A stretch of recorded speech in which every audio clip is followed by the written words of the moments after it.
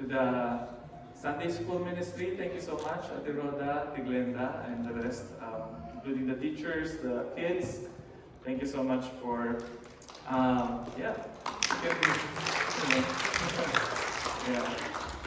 And we appreciate, from time to time, especially every fifth Sunday, we allow or we let the Sunday School Ministry to lead our worship. Right? So it's actually our way of, showing the younger, generation of FCC members, like our kids and our children, that they also have a very important role to play in our service, right? So and also we would like them to prepare, for their future. That we would like to instill in their minds at a very young age that they are the future of our church. They are the future leaders. So as much as possible, we would like to encourage them to participate, take part, and even lead our worship. And today is a very special day because today is Easter, right? It's Easter Sunday, and we are celebrating on this day. We are commemorating or remembering the resurrection of our Lord, and it's very wonderful to experience Easter in this side of the world. Right? So, because here you can really feel the newness that Easter brings. Because normally Easter is celebrated at the start of spring, like today we have good weather, the sun is shining bright, and you can see all the trees blooming, and they already have their buds, right? So, yeah, and I think it's very appropriate to this time of year to think about the time when our Lord Jesus Christ also somehow experienced a resurrection. He was risen from the dead. And every time, like Jen and I would drive and we would look at the trees during winter, so we would understand why winter tends to be very lonely, or people tend to avoid it because it seems like it's cold and gray and white. There's little color, right? So except for the Christmas lights during Christmas, but after that everything turns to gloomy again. But when it starts to feel spring, so somehow it energizes us, right? So it's in a way it could be an experience of resurrection again. So yeah, and we praise the Lord for this day because the story did not end on Good Friday and Black Saturday and Sunday. And before we start, maybe we can also pray for some of our brothers and sisters, because last weekend we also had a very productive and wonderful worship team retreat at the cottage of Pastor Bill in Quebec. So it was very a blessing for many of us, for all of us actually who attended. It was well attended. We even have a couple of people who are new to the worship team, and we also took that time and opportunity to welcome them, right? So, but unfortunately this morning when we woke up, seems like a bunch of us have upset stomachs, so including Genesis. That's why you don't see Genesis around. So yeah, she got an upset stomach, and so she has to stay at home and with Dalet. So, but we'll pray for them, and before we start, so let's pray. Lord, we thank you so much for this opportunity and privilege that we can have this time to open your word and read it with freedom, Lord, and that we can reflect upon it and hear you speak to us through the Bible, through your word. And we ask your Holy Spirit, Lord, to grant us the wisdom and the illumination that we needed in order for us to see the insights and your message for us this afternoon. And also we commit to you our brothers and sisters who may not be feeling well right now. So we pray that you will strengthen them and help their bodies recover. We ask for healing in Jesus' name. Amen. Okay, so yeah, let's start with the story, of course. So there's this young man who one day approached his pastor and said, "Pastor, you know what? Your sermons remind me of the peace and love of God." So the pastor said, "Wow, praise the Lord. And may I know why you said so?" And the young man said, "Well, it reminds me of the peace because it passes all understanding." Right? And it reminds me of the love of God because it never ends. So yeah, sometimes pastors tend to, sermons and messages tend to be like that, right? But when you feel like the pastor's sermon is, passing your understanding or just going over your head, just think that maybe that message is not for you. Maybe it's a message for smarter people or, people who can understand, right? So, but yeah, for us Christians, we believe that we have the greatest story that is ever told, right? We have the greatest message that we preach to people. And today we are celebrating that, the greatest message that people, especially Christians, have ever heard. So imagine if you are one of the disciples during the time when Jesus was crucified and died, right, on the afternoon of that Friday, before the Sabbath. You must be feeling a little not just a little nervous, but you will really be scared, right? You will be really scared and anxious of what will happen next. Because you know how your master died, how your teacher that you respect, that you follow everywhere, died at the hands of the Romans. And what was the accusation against Jesus? That he was a rebel. He was a seditious kind of person who threatened to destroy the temple and position himself as king. That was the accusation when he was being investigated, right? And people are throwing accusations of him and telling Pilate and the leaders in the temple that this Jesus, said that he will destroy the temple and rebuild it, and he will be king, right? And that is also what pushed Pilate to allow the Jewish leaders, to crucify him. Because when the Pharisees said to Pilate that Pilate said, this person, I don't find anything wrong with him. He did not commit any crime. He's innocent. But the Jewish leader said, he's declaring himself as the king. That's why when he was crucified, Pilate wrote a sign on top of the cross, Jesus of Nazareth, King of the Jews. And you know what? It was translated in 3 languages, in Greek, Aramaic, and their language at their time, not Hebrew, obviously. Right? So it's in Greek, Aramaic, and Latin, perhaps.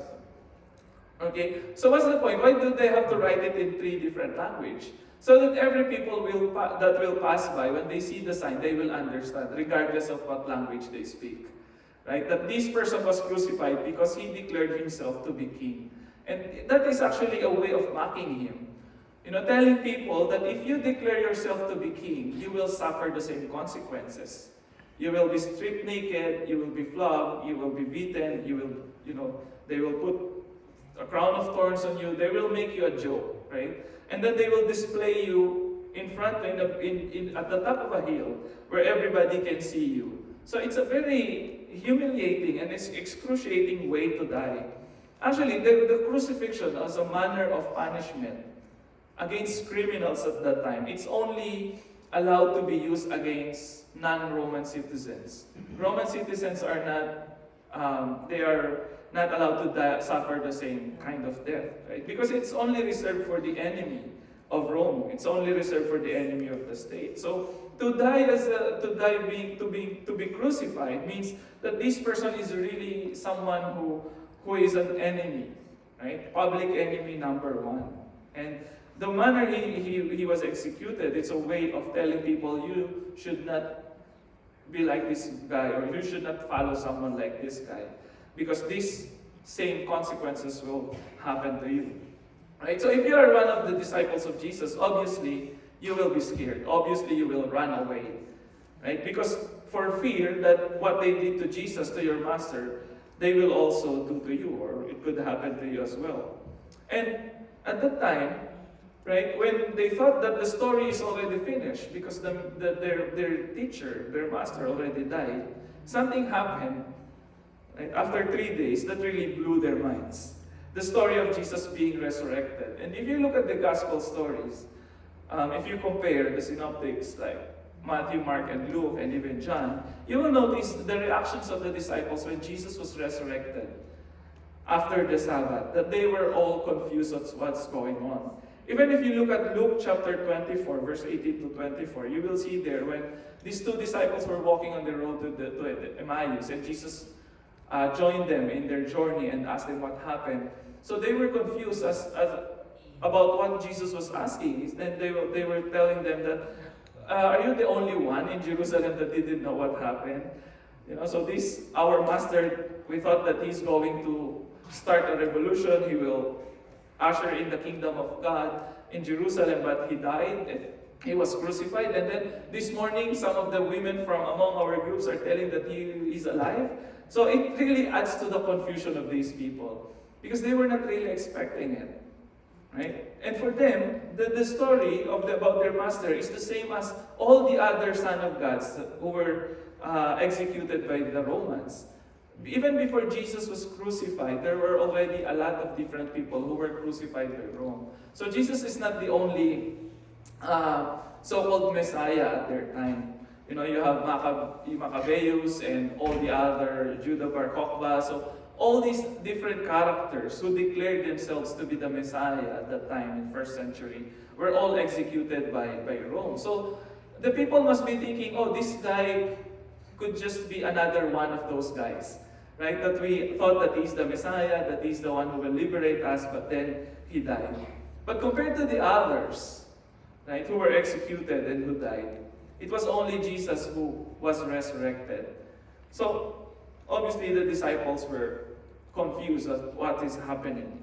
So while some people tend to debate whether the resurrection really happened, especially now in our modern times, the resurrection is something still an enigma or something that people don't understand. Right? Because now in our modern times, because of the advancement in technology, information, science, etc., some people tend to not believe or disbelieve miracles as real.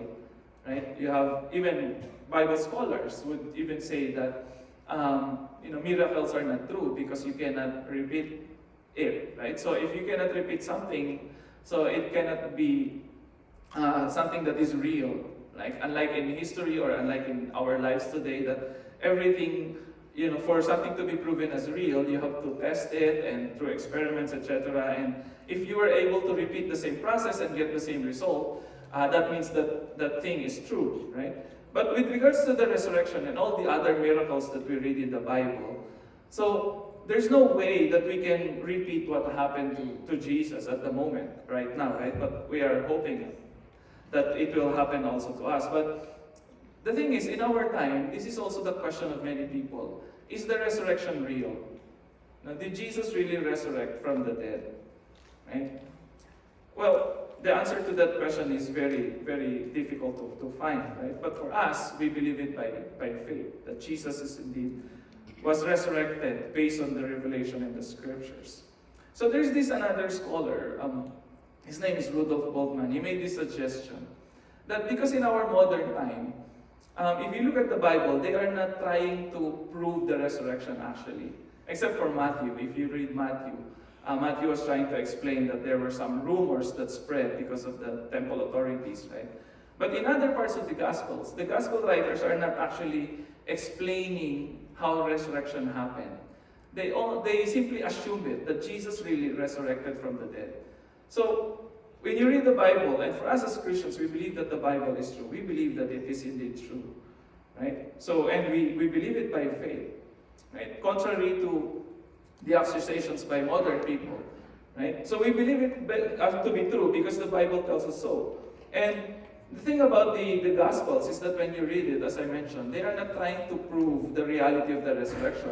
They are telling us that resurrection happened, that Jesus was indeed resurrected. They were not trying to present us with scientific evidence about the resurrection.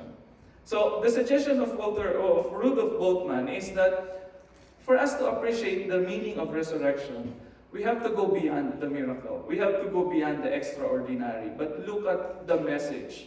What is the message of this story for the first listeners of the gospel? So when the first century Christians received this message, they were not asking whether it really happened or not. They simply accepted it as something that really happened in their midst. And for them, what's more important is not the scientific explanation how the resurrection could be possible. But for them, for first century Christians, the most important thing for them is, what is the message of this resurrection of Jesus for us, right? So this afternoon, we will look at that. What is the message or what is the meaning of the resurrection for the first disciples? So let's open our Bibles in Mark chapter 16. I like the story in Mark because it presents us with a very raw kind of narration. And among the gospel writers in the New Testament, Mark is believed to be the first gospel that was ever written. So later on, I will point out some things about this gospel that might be interesting for some of you. Okay, so let's read Mark chapter 16, verse 1 to 8. When the Sabbath was over, Mary Magdalene and Mary, mother of James and Salome, bought spices so that they might go and anoint him. And very early on the first day of the week, when the sun had risen, they went to the tomb. They had been saying to one another, "Who will roll away the stone for us from the entrance to the tomb?" When they looked up, they saw that the stone, which was very large, had already been rolled back. As they entered the tomb, they saw a young man dressed in a white robe, sitting on the right side, and they were alarmed. But he said to them, "Do not be alarmed. You are looking for Jesus of Nazareth, who was crucified. He has been raised. He is not here. Look, there is the place they laid him. But go tell his disciples and Peter that he is going ahead of you to Galilee. There you will see him, just as he told you." So they went out and fled from the tomb, for terror and amazement had seized them, and they said nothing to anyone, for they were afraid. End of story. If you look at the footnote of verse 8, if you are reading, or if you are using a hard copy of your Bibles, you will notice that Mark chapter 16, verse 8 has a footnote. And what does the footnote say? Right? That in some older manuscripts, the Gospels ends in verse 8. Right? Meaning verses 9 to 20 was actually a later addition to the story. Right? That originally, when the first Gospel was written, assuming Mark was really the first Gospel account that was written, he ended this Gospel with an open-ended ending. Right? And you will notice that the story about the resurrection here is very simple. Right? There's no earthquake, there's no shining light that blinded the guards, there's no angel sitting at top of the rock or on the side of the rock. So there are those details are, you can find those details in Matthew and Luke and in John, right? But Mark has a very simple way of narrating what happened on that first Easter Sunday morning, right? But this story, as I mentioned, it can be very simple, but it has a lot of profound meaning for the readers, right? So let's first look at what we observe from Mark chapter 16, verse 1 to 8, if this is the original or the shorter ending that they call it. There are three highlights here that I'd like to point out. One is that this story happened after the Sabbath, right? So verses 1 to 2, when the Sabbath was over, Mary Magdalene and Mary, the mother of James. So after Sabbath means the first day of the week, after Saturday. That's how we understand our calendar, because it is patterned after the Christian event, right? And of all the writings in the New Testament about the resurrection, they agree on this one thing, that the resurrection happened after the Sabbath. We know that Jesus was crucified on Friday afternoon, which is the beginning of the Sabbath for the Jews, and the whole day of Saturday is also Sabbath, so therefore on the third day, which is on a Sunday morning. So that was after Sabbath. So the fact that we are worshiping every Sunday, the worship service that we are having every Sunday in our churches is actually a reminder for us of the resurrection that happened to Jesus. Right? It was a sign for us Christians, or it was a reminder for us Christians, that it was on this day after Sabbath that Jesus our Lord was resurrected. So every Sunday we call it as Lord's Day because it is the day when the Lord was resurrected. And then another thing about this is that he was resurrected after the Sabbath. And so that's why that explains the tradition why we are worshiping on a Sunday. And the second is that the story in Mark chapter 16 focuses on the testimony of the women who were actually powerless, they are weak, and they are also afraid. Notice the conversation among these women. If there are three Marias here, the three ladies here, when they were walking to the tomb, they were talking among each other, how are we going to move the stone? No? We have the spices, we have prepared everything, but once we get there, what are we going to do with the stone? We don't know what their plans really are, right? So maybe they will just pray over it, or that's their problem. They are not strong enough to move the stone. But the interesting thing here is when they came there, their problem was already solved. They were already thinking about their problem about the stone that they cannot move because they know that they are weak, right? But once they came to the place, they found out that their problem was already solved. It's something very interesting also. And they were scared. Not only they were weak, but they were also scared to tell their story. You will notice how the story ended in verses 7 to 8. That they were scared, perhaps. They are not sure, or maybe because they are not sure if people will believe them. And I don't like saying this, but I tend to remember how some pastors would say that, why did the resurrection was first revealed to women? Because it was the women who were first witnesses of the resurrection. Some pastors tend to say because women are, they like to gossip. So it's a very practical way. I don't mean to offend anyone, right? So because that's the question actually of some people, that if the disciples, if the gospel writers are trying to prove a story, or if they are trying to fabricate a lie, and they would like to prove it to be true, as much as possible, they will use credible witnesses. Right? As much as possible, they will use someone who is respected. But why women? Why are the women the first one to receive the message about the resurrection? Right? So some pastor would say, yeah, because they like to gossip. So it's a practical way of disseminating information. Right? But I think maybe that's reason number 2, but that's not primary reason.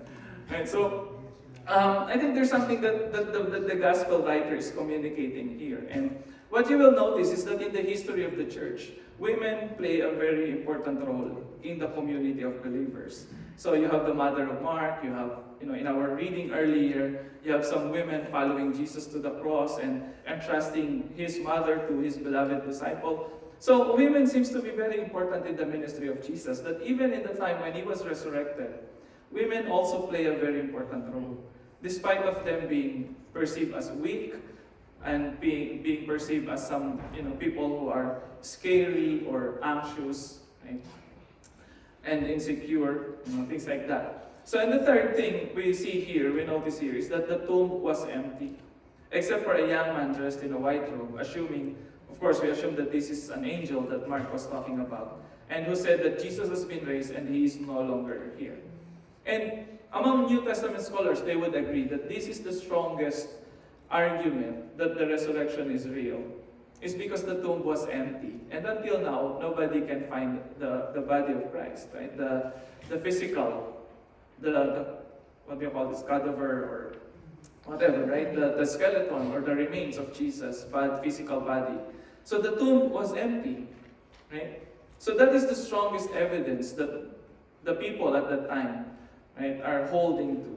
That Jesus is no longer there, meaning he's not staying, right? He's not staying in that place of death and darkness, right? Rather, he was transported. The words of the angel, therefore, he has been raised, is no longer here, imply that Jesus was already moved to another place. He was transported, or he was removed from that place. So it signals a movement, right? It signals a change, right? That I think that is also one of the messages of resurrection for the early disciples of Jesus, or for the early believers. Okay. Now, if we read along, and you will see verses 9 to 20, which is actually an addition to the gospel account. So here are some of the things that we can notice. In verses 9 to 11, we see here Mary Magdalene encountering Jesus, or Jesus appearing to him, and this to her. And this is something that is different if you compare this with the shorter ending of Mark. Because in the shorter ending of Mark, there's no body, and there is also no appearances of the resurrected Christ. But later on, it seems like later scribes who are copying this gospel account added all the later traditions that belong to that the church believed, right? So verses 9 to 11, we see here Mary Magdalene was mentioned again. And she was described as someone whom he had cast out 7 demons. So some people would interpret that as meaning that Mary has a very dark past. That's why some people would say, oh, Mary Magdalene was a prostitute, but actually it's a misnomer. It's a misunderstanding of the meaning of Magdalene. But anyway, so we'll reserve that for our training. But the point here is that when Mary Magdalene was mentioned in verses 9 to 11, it seems like she was alone. She was not with the other girls compared to how it was mentioned in verse 1 and 2 of Mark 16. Right? And it says here that she went out and told those who had been with him while they were mourning and weeping, but when they heard that he was alive and had been seen by her, they would not believe it. So this verse 9 to 11 explains the anxiety of the ladies. They were afraid to share the story because they know that people will not believe, that they will reject their message. Another thing we can observe here is in verses 12 to 13 of Mark. It talks about the two unnamed disciples who were walking in the countryside and Jesus went along with them. Obviously, this is actually the part of the Lucan narrative. Right? So Matthew and Luke actually copied from Mark. Right? So it seems like later scribes of this gospel tried to incorporate all the other details from the other gospels. And then in verses 14, you see here the commissioning of Jesus to his disciples. So later, Jesus appeared to them, according to verses 14 to 18, to the 11 disciples, and then he rebuked them for not believing the testimony of the women and the two disciples. And then that the disciples started proclaiming the gospel. Right? So this story, in verses 14 to 18, reminds us of that resurrection story in John, wherein Jesus rebuked his disciples for their unbelief. And then in verses 19 to 20, you see the conclusion, how the gospel ended with Jesus going to heaven and sitting down at the right hand of God while the disciples proclaimed the gospel, accompanied by different signs. And what are the signs? Speaking in new tongues, healing, overcoming poison and death, etc. So, what do these, mumbo-jumbo words and stories? What is the meaning, again, of the story, of the resurrection stories? Of course, a lot of people will question, why do you have a lot of discrepancies and differences? You have one gospel story, you have one resurrection story, but why are there different versions of it? I think that's one sign that the gospel writers, when they were writing this story, that they are not fabricating their story. They are not trying to convince people by making their story neat and tidy. By allowing us to see the gospel from different perspectives, from different stories of different people, tells us that the important thing about the resurrection of Christ is the message that it brings to people. When they hear the resurrection of Christ, how do they respond to that message? And how do they find that message about their Lord being resurrected important for them? So I heard this story about one scholar who was riding a taxi in their country in London. It's a story by N.T. Wright, right, by Tom Wright. I like that scholar. So one time he was riding a taxi. He was attending a conference, and so he was having a chat with a taxi driver. And so he introduced himself as a priest, as someone who preach and teach the Bible, etc. And the taxi driver told him, you know what, I'm fascinated by the story about Jesus' resurrection, being resurrected from the dead. Because when I hear that, I think that, that message about your Lord, your Master, being resurrected from death, it means that everything is now rock and roll. Right? So what he means by that is that, if someone was able to overcome death, what else he cannot overcome? Right? Someone who was able to conquer and triumph over the scariest thing that every human being, in the planet finds scary about. Right? If someone was able to overcome that and he was able to go beyond the death, that means that everything is, we are now free, because as I mentioned before, sin and death is the main consequence of sin, and that is the main problem of human beings.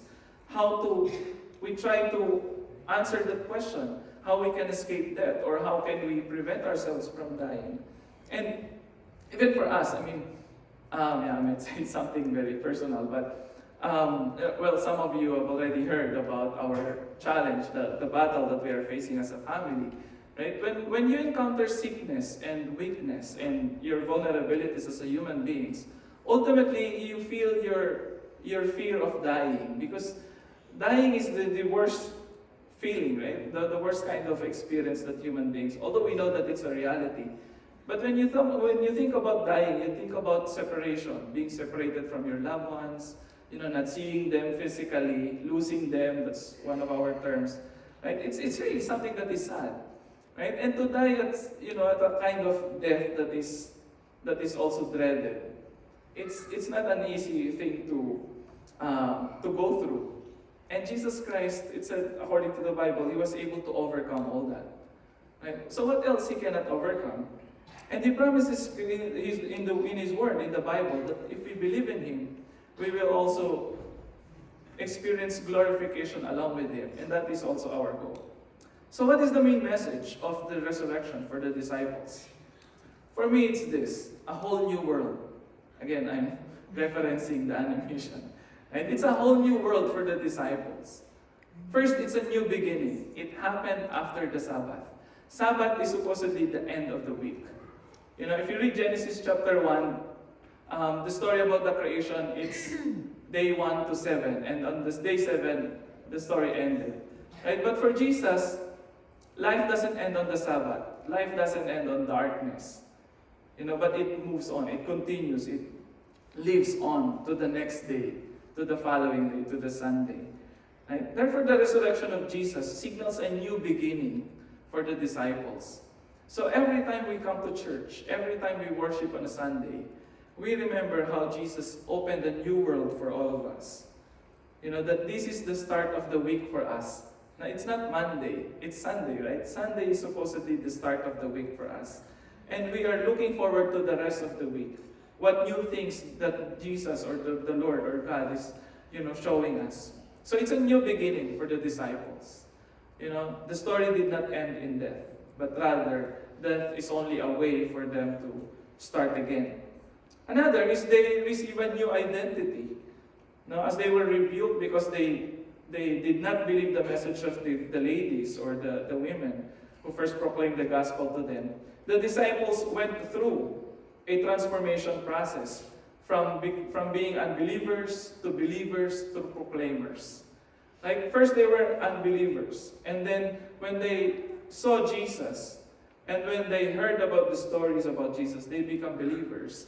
But it did not stop with them believing. They started sharing the message to others, proclaiming the gospel. So the first witnesses of the resurrection, as I said, were women and people whose credibility were questioned in the Gospels, but even by their own fellow disciples. But later on, when they experienced Jesus Christ in their life, they started believing and they become proclaimers of this message, of this story.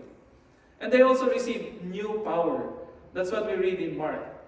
In Mark chapter, in the longer ending of Mark, that when the disciples started preaching the gospel, they preach it along with signs and wonders to prove that the message of Jesus, the resurrection, has power.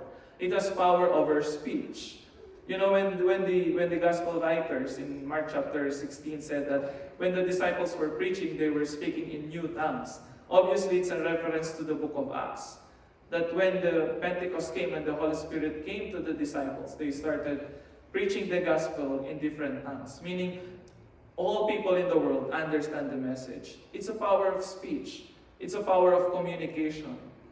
That because of the resurrection, everybody can understand now the language that God is the message of God, regardless of their language. So it's actually the reversal of the Tower of Babel. In the Tower of Babel, in Genesis chapter 11, God punished people by scattering them, by confusing their language. But in the New Testament, after the resurrection, regardless of the differences of people, regardless of their diversity, they can understand now the message of God, the communication of God, the revelation of God. So that's the power of the resurrection. It became a universal language for all people. And the disciples were able to overcome venomous snake, poison and everything. Again, it all happened in the book of Acts, right? And then there's healing and restoration. The disciples, and especially the church, received new power through the resurrection of Christ. That for them, again, our Master, our Lord, overcame death. What else He cannot overcome? Obviously, He can overcome our sickness, our limitations, our weaknesses. Right? So that's the message, the new power. And finally, they receive a new vision. That Jesus now rules with the Father. That after the resurrection, this is not the new perspective of the people of God.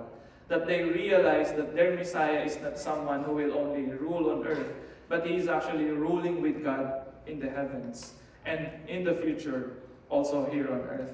So Jesus is now seated at the right hand of God, governing and looking over his disciples as they proclaim the gospel all over the world. This is the new vision of the believers in the New Testament. They see Jesus now as being seated at the right hand of the Father, meaning he is a co-ruler with God. Right? So that is how they see now the reign of the Messiah. He's someone who is in charge of everything. Same thing with God. So how do they experience Jesus in their life? They experience the kingdom of God when they acknowledge this vision that the resurrection is showing to them. That they now see Jesus not on the perspective of human beings, but from the perspective of someone who is seated at the right hand of God. So this is now the identity, the purpose, the role of the church in the world. To bring this whole new world, new creation into the world. So this is our prayer also as a church, that our lives should manifest this newness of life that the resurrection is bringing to the world. And people needs to hear this. A lot of us, people need to, that's what we did last Friday, right? I appreciate Pastor Bill's story this morning, because when he came to the church, he noticed that the baptistry was open. He forgot to put the lid there. So, and he used it as an illustration. And as he said, he was saying in his sermon, he said that when he saw the baptistry as, being open, that is exactly what happened to the tomb. The cover was rolled away, right? And he reminds the people about the baptism that we did last Friday. That when people were, deep or immersed in the water, they receive a new life. And, the open baptistry symbolizes also that.